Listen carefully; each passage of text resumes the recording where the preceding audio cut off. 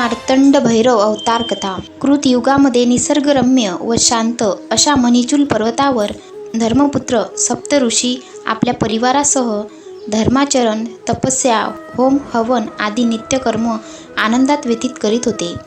त्याच सुमारास मल्लासूर दैत्याने मणिचूल पर्वतावर आक्रमण केले व तेथील तपोवन उद्ध्वस्त केले. त्याचे आश्रम नष्ट करून गाई वासरांचा वध केला. ऋषी पत्नींची विटंबना केली. अशा रीतीने त्या नंदनवनाची वाताहात लावून मल्लासूर आपल्या दैत्यसेनेसह निघून गेला.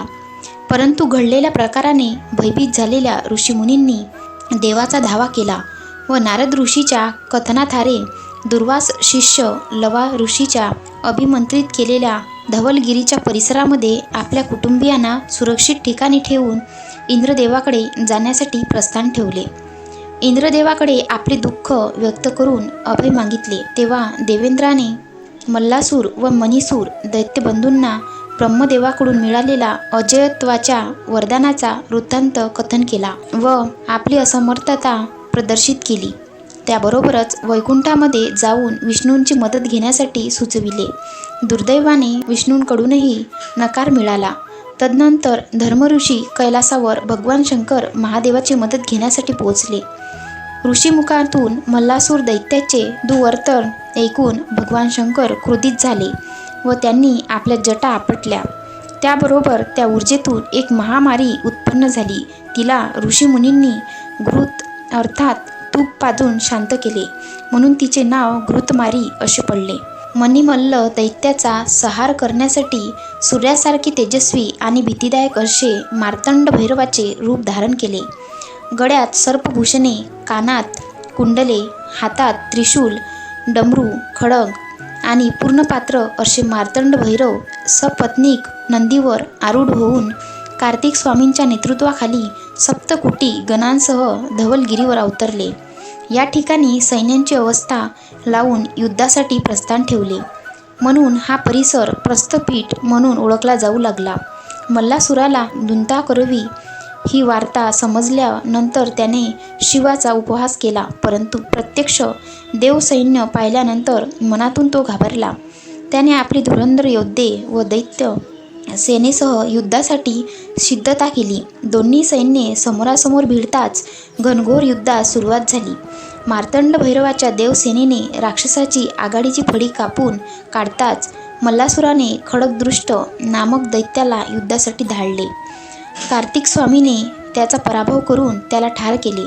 त्यानंतर येणाऱ्या प्रत्येक दैत्याचा संहार देवसेनेकडून केला गेला. यामध्ये उल्लाखमुखाचा श्री गणेशाने तर कुंतलोमाचा महानंदीने पराभव करून त्यांना ठार केले. दैत्यसेनेचा पराभव पाहून मल्लासूर क्रोधिष्ट झाला व त्याने आपला धाकडा भाऊ शूर योद्धा मणिसूराला रणांगणावर पाठविले. त्यांचा संहार करण्यासाठी मार्तंड भैरव स्वतः युद्धासाठी सज्ज झाले. सुरुवातीच्या घणाघाती युद्धानंतर मार्तंड भैरवाने त्रिशूल व खड्ग आदी शस्त्रांनी त्याला घायल करून जमिनीवर पाडले. त्याच्या मस्तकावर पाय देऊन त्याला चिरडणार तोच मार्तंडाच्या पदस्पर्शाने मणिदैत्याची मती फिरली व त्याने देवस्तुती करून इष्टवरदान देण्याचे वचन घेतले. प्रभो, तुझे चरणाखाली माझे शिर असावे, तसेच माझे अश्वारूढ रूप तुझे ध्यानीत असावे, सानिध्यात असावे. मणिसूराच्या भक्तीने संतुष्ट झालेल्या मार्तंड भैरवाने मल्लासुरास जीवदान देण्याचे ठरविले आणि त्यास युद्धापासून परावृत्त करण्यासाठी श्री विष्णूंना मध्यस्थी करण्यास सांगितले. दुराग्रही व अहंकारी मल्लासूर दैत्याने श्री विष्णूंचा सलोखा मान्य केला नाही. याउलट आपल्या प्रचंड सेनेचा व सहकाऱ्यांचा संहार पाहून क्रोधित झालेल्या मल्लासुराने उन्मत्तपणे मार्तंड भैरवास युद्धाचे आव्हान दिले. त्यावर देवसेनेतर्फ घृतमारी युद्धामध्ये उतरली. या महाभयंकर शक्तीने दैत्यसेनेचा सुरुवातीचा तीव्र आवेग कमी केला. त्याबरोबर मार्तंड भैरव स्वतः युद्धामध्ये उतरले. मल्लासुराशी सर्व शस्त्र व अस्त्रासह महायुद्ध झाले. बराच वेळ चाललेल्या युद्धामध्ये कोणीही माघार घेत नव्हते. पराक्रमी मल्लासुराने आपले सर्व कौशल्य पणाला लावले, पण त्याचा काही उपयोग झाला नाही. शेवटी मार्तंड भैरवाने खडक हाती घेऊन त्याचा घाव वर्मी घातला व मल्लासुराला भूमीवर पाडले. आपला अंतकाळ जवळ आल्याचे पाहून दैत्याने मार्तंड भैरवाचे चरण धरले व देवस्तुती करू लागला.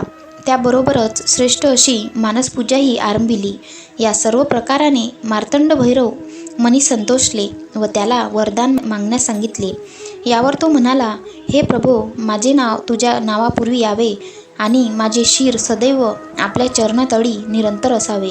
मणिसूर व मल्लासूर दैत्यांना पाताळात धाडल्यानंतर मार्तंड भैरवांनी प्रस्थपीठ जवळील टेकडीवर आपली राजधानी स्थापन केली. दैत्यावरील जय मिळवल्यामुळे या पर्वताला जयांद्री नाव मिळाले.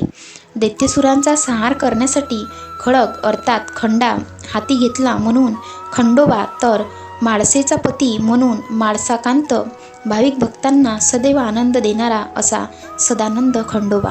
कथा आवडल्यास व्हिडिओला लाईक करा, शेअर करा, कमेंट्समध्ये येडकोट एलकोट जय मल्हार लिहायला विसरू नका. भेटूया पुढच्या व्हिडिओमध्ये. तोपर्यंत हसा आणि हसवत राहा, नेहमी आनंदी राहा. धन्यवाद.